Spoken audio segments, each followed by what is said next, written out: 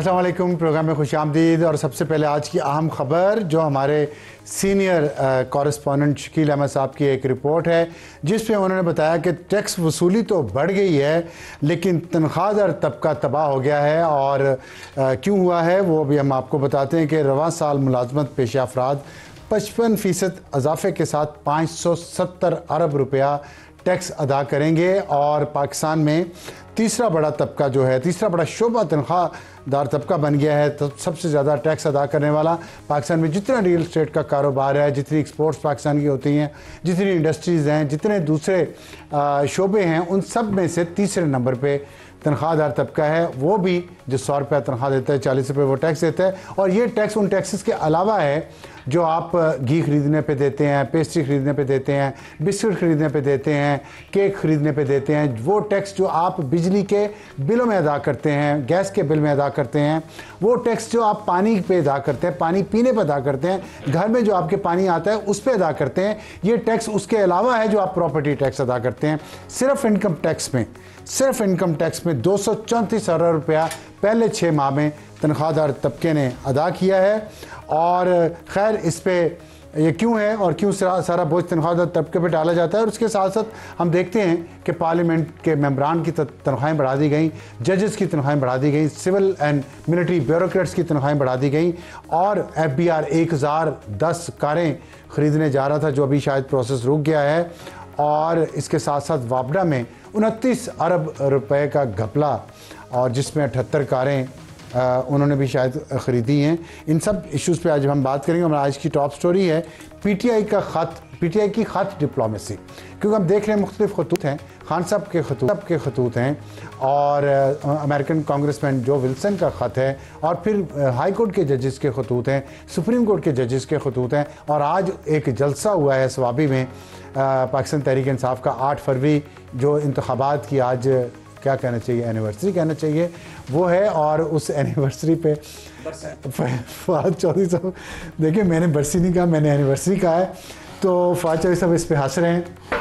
तो वो जो वहाँ पे जो सख्त तकरीरें हुई हैं उस पर हम बात करेंगे। और इसमें हमें ज्वाइन करेंगे फवाद चौधरी साहब, सीनियर सियासतदान हैं, साबिक़ वज़ीर इत्तलात हैं और बड़ी आजकल सच्ची और खरी बातें कर रहे हैं। हॉट इशू होगा मौलाना किस कश्ती के सवार, क्या फ़ैसला कर लिया है मौलाना ने कि वो किस कश्ती के सवार होंगे, इस पर बात करेंगे। सेनेटर कामरान मुर्तज़ा साहब, रहनुमाए जमीयत उलमा इस्लाम फजल रहमान ग्रुप के। और हमारा एडिटोरियल अवाम पर 18 टैक्स बिजली के बिलों में, सिर्फ बिजली के बिलों में वहाँ पर 18 टैक्स, लेकिन वापडा में 29 अरब रुपए का घपला अभी तक हो चुका है। 78 नई कारें खरीदी गई हैं लेकिन ऑडिट नहीं करवाया जा रहा। ये हमारा आज का एडिटोरियल होगा। फवाद साहब अस्सलाम वालेकुम। ये बताइएगा कि आपने हमारा एक इंट्रो सुना, ज़ाहिर पाकिस्तान के हालात आपके सामने हैं, आप लोगों का, आपकी पुरानी जमात का, आपका नाम सुन के थोड़े से कुछ लोग एलर्जिक हो जाते हैं, उसकी वजह पता नहीं क्या है। लेकिन ये कि ये बताएं मुझे कि ये जो तकरीरें आज हुई हैं, इतनी सख्त ख़त लिखे जा रहे हैं, खतूत से ये लगता है कि मुज़ाकरात, मुफ़ाहमत जो आप मुसलसल प्रमोट भी करते रहें कि हमें आगे बढ़ना चाहिए तमाम सियासतदानों को बैठ के, दूसरी तरफ ये सख्त तकरीरें हैं, ये कॉन्ट्रडिक्शन है। नहीं, ऐसे ही होता है। अब आपसे ज़्यादा जो ये पॉलिटिक्स है, कम ही लोग पाकिस्तान में इतनी तवील अरसा उन्होंने अपना दिया है। एक तरफ तो आप प्रेशर रखते हैं, दूसरी तरफ आप बात भी करते हैं, बात भी हो रही है। और देखिए प्रॉब्लम ये आ रही है इस वक्त जो पाकिस्तान के अंदर जो माहौल है ना, उसके अंदर जो तलखियाँ हैं वो नीचे लाने में कामयाबी नहीं हुई। जो हुकूमत ने इसहाक डार साहब ने, राना सनाउल्लाह ने और हमारे अयाज सादिक साहब ने, इन्होंने बड़ी कोशिश की, संजीदा कोशिश की इन्होंने कि मुज़ाकरात आगे बढ़ें। और उन्होंने बड़ी कोशिश की कि मुलाकात मुज़ाकराती कमेटी की होने दें खान साहब से, और एजाज चौधरी साहब का प्रोडक्शन ऑर्डर को इम्प्लीमेंट होने दें, ठीक। बट समहाउ वो नहीं करा सके। और जो एक फ़ज़ा बनी थी वो उसकी वजह से दोबारा जो है वो तल्ख हो गई, तलखियाँ जो हैं वो बढ़ी हैं। सो एक तरफ तो तलखियाँ बढ़ रही हैं, दूसरी तरफ ये ख्वाहिश के मामला किसी पासे लग जाए, वो भी जो है वो आगे बढ़ रहा है, वो मौजूद है वो भी। सो ये दोनों चीज़ें आप देखते हैं। चले मैं अगर let be devil's advocate for the time being, आपने कहा कि तलखियाँ बड़ी हैं कि मुलाकात नहीं होने दी गई, लेकिन अगर आप दूसरी तरफ से देखें तो खान साहब जो खतूत लिख रहे हैं या जो ट्वीट्स कर रहे हैं और जो यूट्यूबर्स बाहर बैठे हुए हैं, कुछ इस मुल्क में भी हैं, वो जिस तरह की गुफ्तगू जिन अल्फाज में कर रहे हैं आपसे ज़्यादा उनका कोई नहीं जानता। एक दो तो एक्सपोज हो गए हैं, लेकिन एक दो ही हुए हैं ना भी एक्सपोज, उसका नुकसान तो हो रहा है ना। और पीटीआई को हो रहा है, यहाँ बैठी हुई क़यादत को हो रहा है, खान साहब को हो रहा है। जेल में तो खान साहब और बुशरा बीबी है ना, वो लोग तो वहाँ पुरसकून ज़िंदगी है, हैप्पी आवर है, पैसे आ रहे हैं, चंदे इकट्ठे किए जा रहे हैं।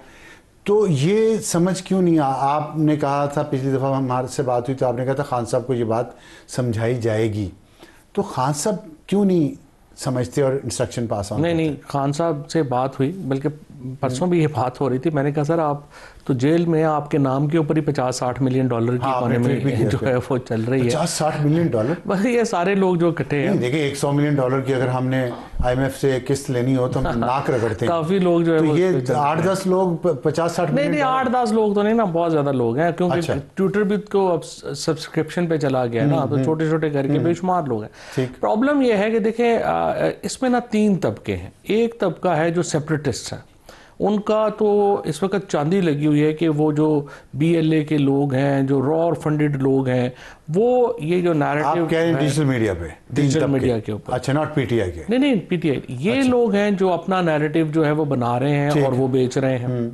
दूसरा है जो जिनके साथ ज्यादतियां हुई हैं। आप देखें ना, पंजाब के अंदर 1 लाख तो छापा पड़ा है, और इसके ज्यादा में सिर्फ PTI वाले लोग उनकी बात करें, इनमें ज़्यादातर PTI के लोग हैं, क्योंकि इन लोगों के ऊपर जो ज्यादतियां हुई हैं, इनमें और भी हैं, PTM के लोग भी हैं और भी हैं जिनके साथ ज्यादतियां, जिनको बाहर जाने पे मजबूर कर दिया गया या जिनके ऊपर वो अपना उसकी वजह से तल्ख है। और तीसरा एक यूट्यूबर का ग्रुप है। अब यूट्यूबर्स में 2 तरह के हैं। एक तो आपने अभी देखा होगा कि इन्होंने 2.5 अरब रुपया तो हुकूमत ने अभी दिया है दोबारा कि फेक न्यूज़ का खात्मा करें और ये करें वो करें, और जो 2.5 अरब रुपया दिया है फेक न्यूज़ का खात्मा करने के लिए अभी हुकूमत ने दिया है, अभी उन्होंने दिया है, ये जो खबरों में छपा है। अच्छा। और इसके ऊपर जो चैनल्स यहाँ पे बन रहे हैं, जो डिजिटल मीडिया इधर पैसे ज़ाया कर रहे हैं, फेंक रहे हैं इधर, एक वो लोग हैं। ये रास्ता दिखाया तो आप ही ने तो वैसे नहीं, हमारे दौर में इस तरह की तो एडवर्टाइजिंग हुई ही नहीं ना। एडवर्टाइजिंग नहीं, जो मीडिया हाउसेस बनाना है वो कुछ भी ऐसा नहीं हुआ। अच्छा, उसके ये पैसे इधर ज़ाया कर रहे हैं। दूसरी साइड के ऊपर अब इनके खिलाफ नैरेटिव्स हैं, अब वो वहां पे उन्होंने बना लिया हुआ है। सो ये 3 तरह के तबके हैं हुकूमत के या निजाम के खिलाफ। हाँ जी, जो बाहर बैठे हैं, तो ये 3 तबका, ठीक है, ये 3 अलग-अलग जो है वो लोग हैं, और 3 जो हैं वो अलग-अलग उनका जो है इकोनॉमी चल रही है। आप ये भी देखें ना, अनफॉर्चुनेट है कि इतना फासला क्रिएट कर दिया है लोगों में और हुकूमत में कि आप जो भी बात करते हैं वो चलती है। अच्छा, चलें, अब आपने 3 तबकों की बात की है। पहला वाला जो है सेपरेटिस्ट, वो तो दहशतगर्दी भी कर रहे हैं, उनके साथ एक जंग जारी है, उसको आप अलग कर लें, उस पर बाद में बात कर लेंगे। जो दूसरा और तीसरा तबका है, ये तो यहीं रहना है, मफादात भी आपस में जुड़े हुए हैं, कुछ सेपरेट होने का जो दूसरा एजेंडा भी नहीं है। तो इनको आपस में जो नहीं बैठने दिया जा रहा, जो ट्रस्ट डेफिसिट को बढ़ाया जा रहा है, इसमें आप नहीं समझते कि खान साहब का रोल और उन यूट्यूबर्स का रोल बहुत अहम है, बल्कि उनका तो नेगेटिव है? उनको कैसे कंट्रोल किया जाता है? आप खुद मिनिस्टर रहे हैं इस इंफॉर्मेशन के, ये करते रहे हैं काम, आप बताएंगे कि इसका इलाज क्या है? तो रहना तो हम यही है ना। सही बात, बिल्कुल आपने बात। देखिए, इसका सबसे इम्पोर्टेंट इलाज ये है कि आप टेम्परेचर नीचे लेके आए। आप कौन? ये हुकूमत तो ने, लेकिन वो यूट्यूबर जब गाली बैठ के निकालेगा। बात ये है कि इख्तियार आपने इन लोगों से उनकी कुव्वत छीन लेना। इनकी कुव्वत है जो सिंपैथी पैदा होती है जब आप लोगों से ज्यादती करते हैं। आपको इमरान खान समेत जो पॉलिटिकल प्रिजनर्स हैं और जो ये छापा, और एक ही इलाज इन्होंने समझ लिया है कि डंडा ही हर चीज़ का इलाज है। आपको याद दिलाने के लिए, बुशरा बीबी गिरफ्तार थी, रिहा किया गया। अलीमा खान गिरफ्तार थी, रिहा किया गया। उज़मा खान गिरफ्तार थी, रिहा किया गया। और आज़म स्वाति को भी रिहा किया गया। और ये बात यहाँ तक हो रही थी कि अली अमीन गंडापुर ने कहा कि 99% मामला तय हो चुके थे। नहीं, कोई अली अमीन बात बिल्कुल गलत कर रहे हैं। अली अमीन झूठ बोल रहे हैं? अली अमीन को पता नहीं है ये जो भी है। अच्छा। नहीं, जो इमरान खान की तरफ से मामला तो तय नहीं ना हुए। अली अमीन ने अपने जहन में अगर ये बना लिया था कि इमरान खान को बनीगाला ले जाएंगे या हम उधर ले जाएंगे और उस पर बात कर रहे हैं, तो मैं कल भी खान साहब से मेरी बात हो रही थी, उन्होंने कहा इसमें मेरा क्या इंटरेस्ट है? ये तो उन्हें पहले दिन ही, दूसरे दिन ही ऑफर हो गई थी। थी कि आप कुछ ना करें, घर पे बैठ जाएं 2 साल या बाहर चले जाएं तो हम जो है वो आज़ाद हो जाएंगे। इमरान खान का एक ही इंटरेस्ट है और वो इंटरेस्ट है मुल्क में नए इलेक्शन। नहीं तो फिर ये अली अमीन गंडापुर ये बात क्यों कर रहे हैं? अली अमीन गंडापुर ने अपने तौर पे कंसीव किया होगा ये आइडिया। वो बगैर खान साहब के उनकी मुलाकातें मुसलसल हो रही हैं। खान साहब ने उन्हें चीफ मिनिस्टर बनाया एक सूबे का जहाँ पे उनकी हुकूमत है, उन पर मुसलसल एतमाद है। बुशरा भी वहाँ रह रही हैं, लेकिन एक काम में वो खान साहब को चकमा दे रहे हैं, चक्कर दे रहे हैं। नहीं, चकमा नहीं दे रहे। मेरे ख्याल में उनकी अंडरस्टैंडिंग होगी कि यहाँ से शुरू कर लें, लेकिन जो इमरान खान का मानना है, उनका मानना ये है कि इस तरह की कोई कंसेशन जो उसके वो रवादात। अच्छा चलो ठीक है, लेकिन बहरहाल रिहाइयाँ हुई थी, एक फील गुड सेंटिमेंट तो बना था ना। और फिर ये भी आया था कि डी चौक ना जाए सगजानी बैठ जाए। ये तो 26 नवंबर से पहले की बात है। ठीक है ना, ये भी हुआ था। तो इशारे तो आ रहे थे उधर से, और मुझे जाती तौर पे भी पता है कि खान साहब से मुलाकातें हुई हैं अंदर जेल में जाके, जो बाहर रिपोर्ट नहीं हुई। तो फिर ये खराबी तो पैदा वही करते हैं ना जो आपके दोस्त बाहर बैठे हुए हैं। नहीं, ऐसा नहीं, वो बाहर वालों का प्रॉब्लम तो है ही है ना, उस पर तो मेरा और आपका एग्रीमेंट है। नहीं तो उस पर खान साहब लीडिंग रोल क्यों नहीं करते? अभी खान साहब ने ट्वीट किया है, उन्होंने कहा कि ये लोग जो शहीदों के खिलाफ कैंपेन्स कर रहे हैं, जो हमारे पाकिस्तान के खिलाफ कैंपेन्स कर रहे हैं, हमारा उनसे कोई ताल्लुक नहीं है। अभी खान साहब ने ट्वीट। अभी आपने शुरू में कहा, जब मैंने कहा कि सवाबी में इतनी सख्त तकरीरें हुई हैं, साथ मुफाहमत की बात भी हो रही है, आपने कहा दोनों चीज़ें साथ चलती हैं। क्या खान साहब दोनों पॉलिसी साथ चला रहे हैं कि उधर से से प्रेशर डलवाएं, गालियां निकलवाएं, अंदर से कहें कि मैं जब नवाज शरीफ साहब के साथ मुज़ाकरात हो रहे थे तो साथ साथ उनकी कन्विक्शंस भी हो रही थी, चीजें भी चल रही थी। ठीक है, ये तो एक दोनों चीजें चलती हैं, इसका इशू नहीं है। देखिए प्रॉब्लम क्या है, खान साहब की पॉलिटिक्स में कोई इनोवेशन आनी चाहिए है ना। आप जैसे अच्छे समझदार पॉलिटिशियन के साथ हैं। देखिए प्रॉब्लम आपकी सिर्फ ये है कि एक जो हुकूमत ने, मेरे एक बड़ी सीनियर मिनिस्टर से भी बात हो रही थी और मैंने कहा कि आप बरह रास्त बातचीत पीटीआई के साथ इस वक्त माहौल नहीं है। अगर आप तलखियां कम नहीं कर सकते, फिर आपको चाहिए कि आप मौलाना फजलुर रहमान और अचक जई साहब जैसे लोग जो हैं, जिनसे तलखियां कम हैं इमरान खान की, उनके ज़रिए बातचीत का आगाज़ करें। और अब भी मेरा मशवरा हुकूमत को यही होगा कि जो बार बार आप पीटीआई के साथ कहते हैं कि बातचीत करें और आए, उसकी बराह रास्त देखें। पीटीआई में और इन्होंने आपने तलखियां इतनी बढ़ा दी हैं कि उनमें रीजनेबल बात नहीं हो सकती। लेकिन अगर आप मौलाना फजलुर रहमान को या महमूद अचकज़ई साहब को अप्रोच करते हैं या इस तरह के और लोगों को, शायद खान अब्बासी साहब को करते हैं, तो उससे आपको फ़ायदा ये हो जाएगा कि वो आपकी बात भी सुन सकेंगे और इमरान खान से वो बात। दूसरा प्रॉब्लम देखें पीटीआई में क्या है, इमरान जो काडर है पीटीआई का वो ख़त्म कर दिया गया है। अब प्रॉब्लम यह है कि ये जो मौजूदा लोग हैं, वो तो लोग और खान है, दरमियान में बंदा नहीं है। देखें ना, गौहर हैं या सलमान हैं या बाकी एक दो लोग हैं, वो तो खान साहब उनको जानते ही नहीं है, ना वो खान साहब को जानते हैं। वो चेयरमैन है, जनरल सेक्रेटरी हैं, लेकिन आप अच्छे सूट पहनते हैं, आज भी मैंने देखा है। उतना ही है ना, लेकिन प्रॉब्लम तो ये है ना कि मौजूदा लीडरशिप का खान साहब से उस तरह का ताल्लुक नहीं है, ना उनका इनसे ताल्लुक है। सो जो कॉन्फिडेंस लेवल या ट्रस्ट लेवल हो सकता है, ये लोग तो बात ही नहीं कर सकते। और जो शाह महमूद कुरैशी साहब को, आपको अगर आप संजीदा मुज़ाकरात पीटीआई से चाहते थे तो फिर शाह महमूद कुरैशी को रिलीज करें ना। मुझे आप 2 साल हो गए हैं, 2 साल के बाद तो मर्डर का बंदा भी बाहर आ जाता है, उनका ना कुछ ताल्लुक है ना कुछ है। एजाज चौधरी साहब का प्रोडक्शन ऑर्डर आप क्यों नहीं कर रहे? एजाज चौधरी संजीदा आदमी है, शाह महमूद संजीदा आदमी है, यास्मीन राशिद हैं, ये अपने उमर चीमा हो गए, महमूद रशीद हो गए, इन लोगों को आप बेल तो दे कम अज कम। नहीं, इसमें जो आप ये बात मुसलसल कर रहे हैं, उसमें आगे से जवाब ये आता है कि ये फवाद चौधरी साहब अपने ग्रुप की बात कर रहे हैं, क्योंकि पीटीआई के अंदर जो ग्रुप्स हैं उसकी बात कर रहे हैं। लेकिन एक पूरा ग्रुप केपी में है, केपी में बहुत सारे ग्रुप्स हैं जिनकी आज आपने तकरीरें सुनी भी हैं। तो ये तकरीर जो अवाम को वो गरमा रहे हैं, तो ये कच्चे जहनों को इस तरह मुसलसल उनको तशद्दुद का रास्ता दिखाना, गोलियां खा लेंगे, गोलियां लेके आएंगे हम, तो ये इससे गलत फहमियाँ बढ़ेंगी नहीं, सियासत सोचेगी नहीं। बड़ी सिंपल बात है, पीटीआई मिलिटेंट पार्टी नहीं है। अगर ये बंदूक उठाने की जो भी बात करेगा वो पीछे रह जाएगा। पीटीआई तो पॉलिटिकल पार्टी नहीं रह जाएगा, कोई इशू नहीं है। पीटीआई, पीपल्स पार्टी और पीएमएलएन, तीनों पार्टियों की पाकिस्तान के लिए वैल्यू ही ये है। तो फिर ये तो मिलिटेंट नहीं है। लेकिन आप कह रहे हैं आपस में बैठ नहीं रहे, इधर उधर से मौलाना फजल रहमान या महमूद अचकज़ई को क्यों नहीं लिखते थे जिन पे एतमाद है? वो बार बार आर्मी चीफ को खत लिख रहे हैं। नहीं, इमरान खान ने, आपने पहले ये कहा कि देखें जी इमरान खान नून लीग, और मैंने आपके प्रोग्राम में बात की थी, आपने कहा वो उनके साथ नहीं बैठ रहे, मैंने कहा थी वो बैठेंगे। ठीक, अब उनके साथ बैठ गए, लेकिन इमरान खान से ही साबित हो गए ना, जब जो नून लीग और पीपल्स पार्टी वाले जो हैं वो एक मुलाकात भी अरेंज नहीं करा सके, जो वो कहते थे कि इनके हाथ में कुछ नहीं है, तो इमरान खान से ही साबित हो गए ना। अब सिर्फ प्रॉब्लम ये है इस वक्त एस्टैब्लिशमेंट ने ये बात सोचनी है कि पीपल्स पार्टी हो, नून लीग हो, तहरीके इंसाफ हो, देखें ये MKM नहीं है, ये पाकिस्तान की नेशनल पार्टीज हैं, इनकी अहमियत और इंपॉर्टेंस है, मेन स्ट्रीम पार्टीज है। इन तीनों पार्टीज को एक्चुअली तो प्रोटेक्ट करना चाहिए एस्टैब्लिशमेंट को। नहीं तो आप बहुत करीब रहे हैं एस्टैब्लिशमेंट के, आप पाकिस्तान की उस मार्शल बेल्ट से भी ताल्लुक रखते हैं जिसे पाकिस्तान को बड़े बड़े आला तरीन जर्नैल दिए हैं, तो आप उन्हें बातें बता दें। नहीं, मैंने तो मेरी तो जनाब बाजवा साहब के साथ बड़ी तवील गुफ्तगू, नहीं मेरी उनसे बड़ी तवील गुफ्तगू रही। देखें मैंने उनसे ये बात कही कि आपको देखें एस्टैब्लिशमेंट को, जनरल साहब ने जब ये कहा कि जी हमने फैसला कर लिया हम न्यूट्रल होंगे, मैंने कहा जी न्यूट्रल इस तरह नहीं हुआ जाता, आप लोग आपस में बैठे हैं और आप तय करें कि आपका अगला रोल क्या होना है, और फिर लेकिन अल्टीमेटली न्यूट्रल हों, पहले रोल तय करके चीजें निकाल के। मैं ये नहीं भी चाहेंगे न्यूट्रल होना पड़ेगा, उसकी वजह क्या है? वजह 1951 ऑनवर्ड पाकिस्तान को वेस्टर्न ब्लॉक सपोर्ट कर रहा था पाकिस्तान की फौज को यहाँ पे अपना तसल्लुत रखने के लिए। सो 51 में हमने वियतनाम वॉर लड़ी, फिर कोरियन वॉर लड़ी, फिर अफगान वॉर्स लड़ी।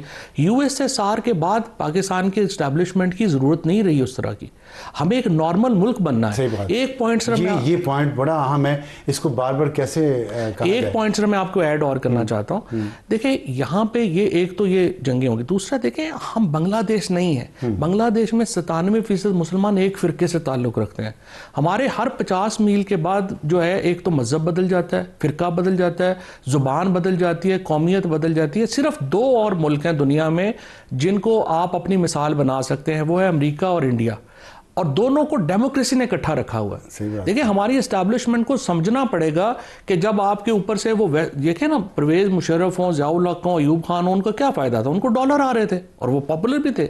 न्यूक्लियर स्टेट भी है, न्यूक्लियर स्टेट अनलाइक बांग्लादेश। आखिर में एक सवाल का जवाब दीजिए कि जब आपने खान साहब को बताया कि 50-60 मिलियन डॉलर की इकोनॉमी तो आपने बना दी है, पाकिस्तान भी बना देते, तो उस पर उन्होंने जवाब क्या दिया? सच एक मजे की बात उन्होंने कुछ लोगों का नाम लिया, उन्होंने सुना है कि इन्होंने वाकई बड़े पैसे से बना लिया। मैंने कहा सर बस रोज बना रहे हैं। और जिन लोगों का नाम लिया वो मुल्क से बाहर है सारे, क्योंकि मुल्क में भी है? नहीं मुल्क से बाहर है। बहुत शुक्रिया फवाद चौधरी साहब, हमसे बात करने का वक्त है। एक ब्रेक के बाद वापस आएंगे तो हमारा आज का हॉट इशू, मौलाना किस कश्ती के सवार हैं, क्या फैसला हो चुका है या नहीं, एक छोटे से ब्रेक के बाद। प्रोग्राम में दोबारा खुशामदीद। हमारा आज का हॉट इशू मौलाना फजलुर रहमान साहब किस कश्ती के सवार, क्या इसका फैसला हो गया? हमें ज्वाइन किया सेनेटर कामरान मुर्तज़ा साहब ने, रहनुमा है जमीयत उलमा इस्लाम फजलुर रहमान ग्रुप के। सेनेटर साहब अस्सलाम वालेकुम। वालेकुम सलाम, खैरियत से आप?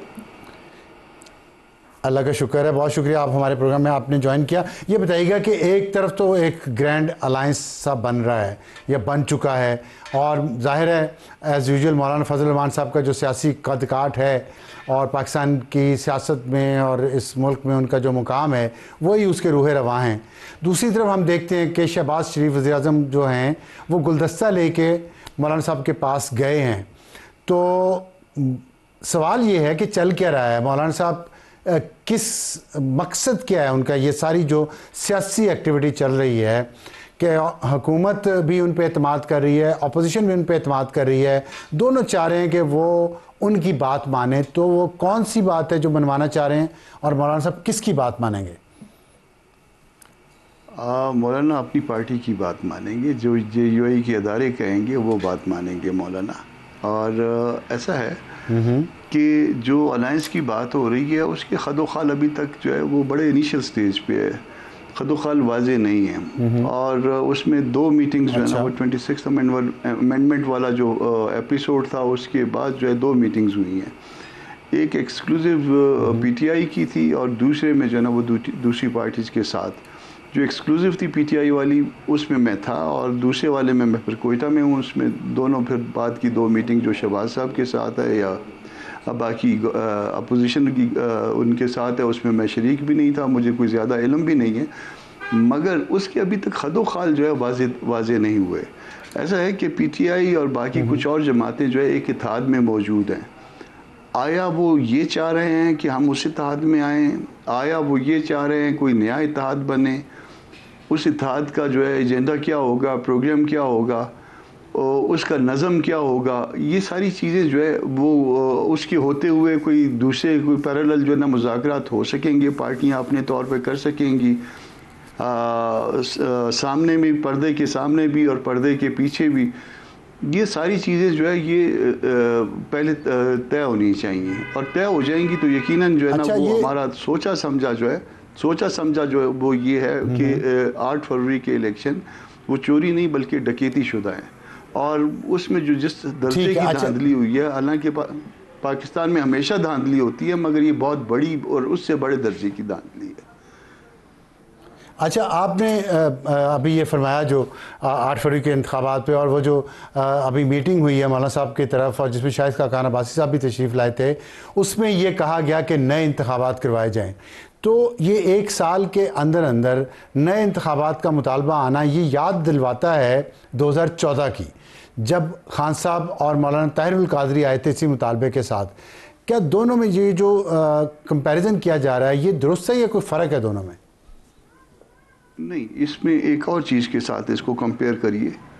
पाकिस्तान में मईशत के मामला जितने बिगड़े हुए हैं, क्या इसका ताल्लुक जो है वो सियासत के साथ नहीं है?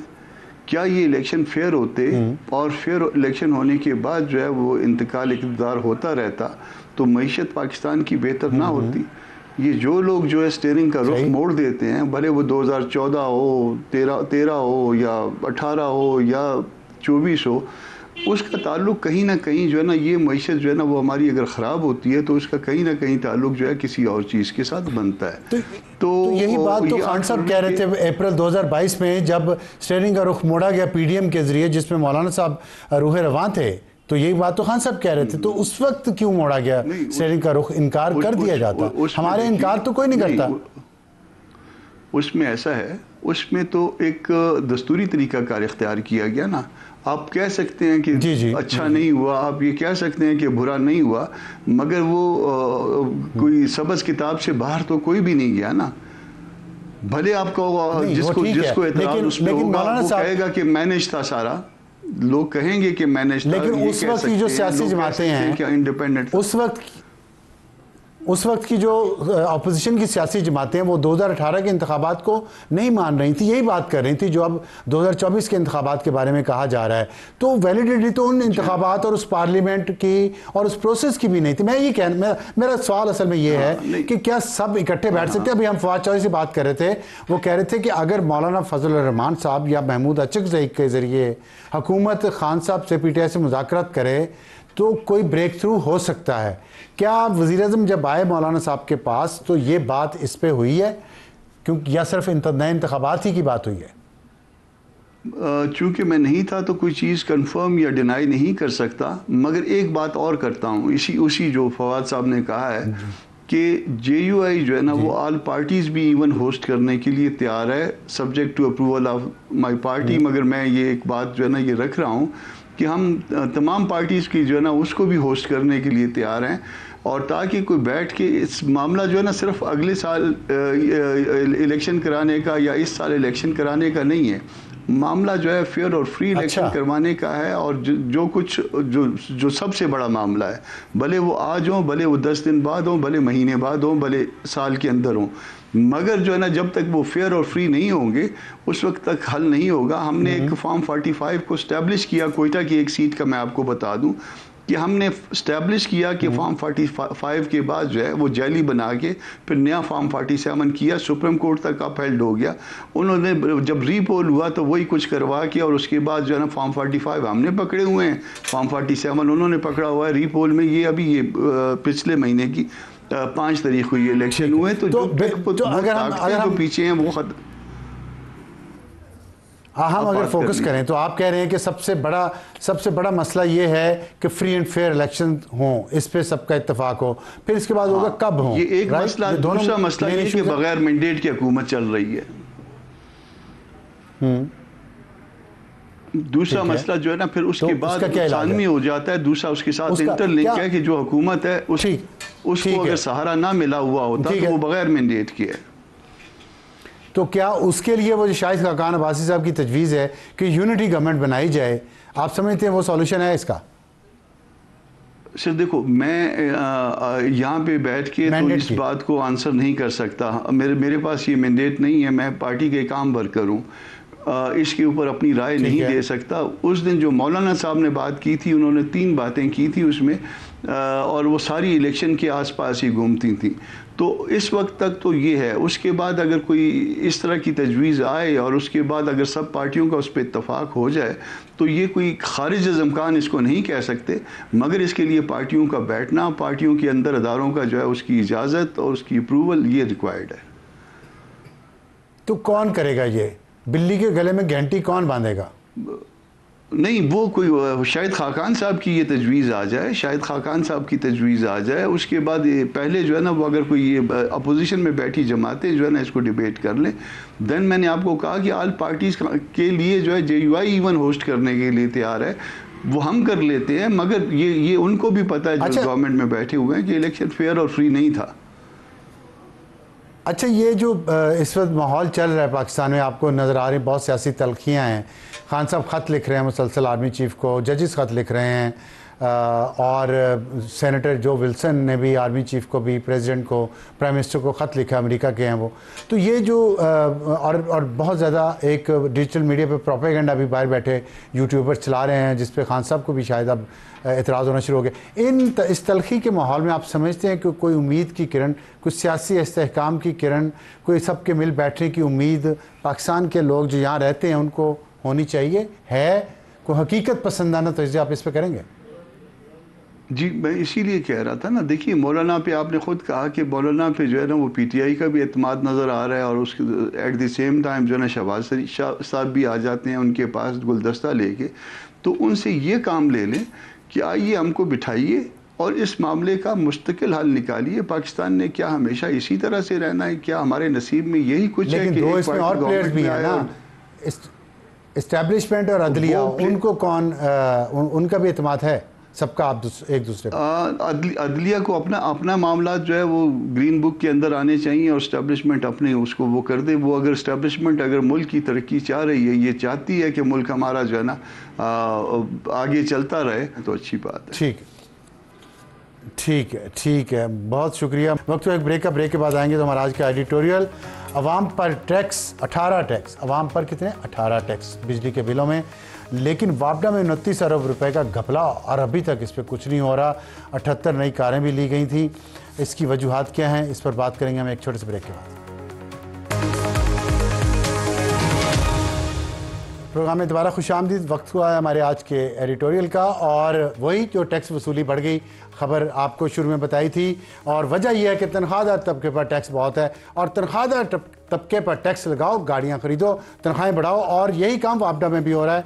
वापडा में कैसे हो रहा है हम आपको भी बताते हैं कि आवाम पर कम से कम 18 टैक्स बिजली के बिल में लगाए जाते हैं, वो इकट्ठे किए जाते हैं, और वापडा में जो ऑडिट रिपोर्ट है उसके मुताबिक 29 अरब रुपए का घपला हो चुका है, और 78 गाड़ियां खरीदी गई बगैर किसी अप्रूवल के, और उस वक्त जब हुकूमत की तरफ से पाबंदी थी और एक कैंपेन बचत की चल रही थी, इसके बावजूद खरीदी गई। और इसकी वजूहत क्या? ये मामला कहाँ से आया? ये मामला आया सेनेट की स्टैंडिंग कमेटी जो है बराए आबी वसाइल, उसके इजलास में, जिसकी सदारत की शहादत अवान साहब ने, जो चेयरमैन है और पाकिस्तान पीपल्स पार्टी से आपका ताल्लुक है, उन्होंने इस मामले को वहाँ पे टेकअप किया। लेकिन अब जब हमने उनसे बात की और उनसे तफसीलात पूछी तो उन्होंने कहा कि वापडा हुकाम ने तफसीलात जमा करवाने के लिए 3 माह का वक्त मांगा था, जबकि कमेटी ने 6 माह का वक्त उनको दे दिया है।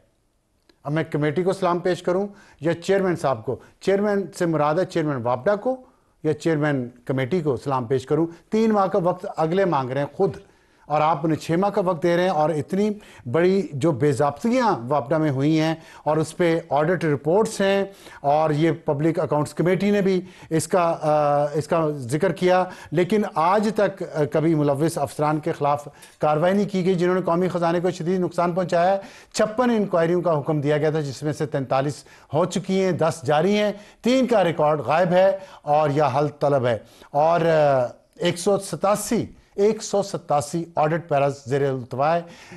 ऑडिट पैरा से मुराद है 187 ऐसे मामलात हैं जिनमें घपला हुआ है या जिस पे इल्ज़ाम है कि इसमें गबन हुआ है। और आपको पता होना चाहिए कि नीलम झेलम का जो प्रोजेक्ट है वो इस वक्त बंद पड़ा है, उसको तकरीबन 9 महीने हो गए हैं वो बंद है। उसमें इतनी करप्शन हुई है, इतनी हुई है, बार बार हुई है, लेकिन किसी के खिलाफ वापडा एक्शन नहीं ले सकता। ये वापडा इतना लाडला बच्चा क्यों है, इसका जवाब तो हुकूमत पाकिस्तान ही दे सकती है। वफाकी हुकूमत के अंडर वापडा आता है तो वफाकी हुकूमत को चाहिए कि सोचे कि तनख्वाहदार तबके को तो आप निचोड़ रहे हैं, 100 रुपये में से 40 रुपये टैक्स दो और 18 टैक्स वापडा के बिलों पे, लेकिन वहाँ वापडा लाडला है, जो मर्जी करे कोई इसको पूछता नहीं है, जितनी बार मर्जी वहाँ नौकरियाँ हों और वो उसकी एक्सटेंशन हो।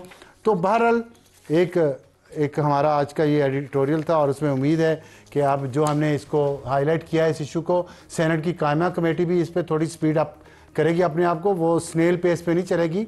बहुत बड़े इश्यूज हैं, लोग तंग आ गए बिजली के बिल दे के, लेकिन यहाँ पे मौजें लगी हुई हैं, लोगों की मौजें लगी हुई हैं और लगे जा रही हैं, मौजों में एक्सटेंशन होती जा रही है। बस करें, गुड नाइट।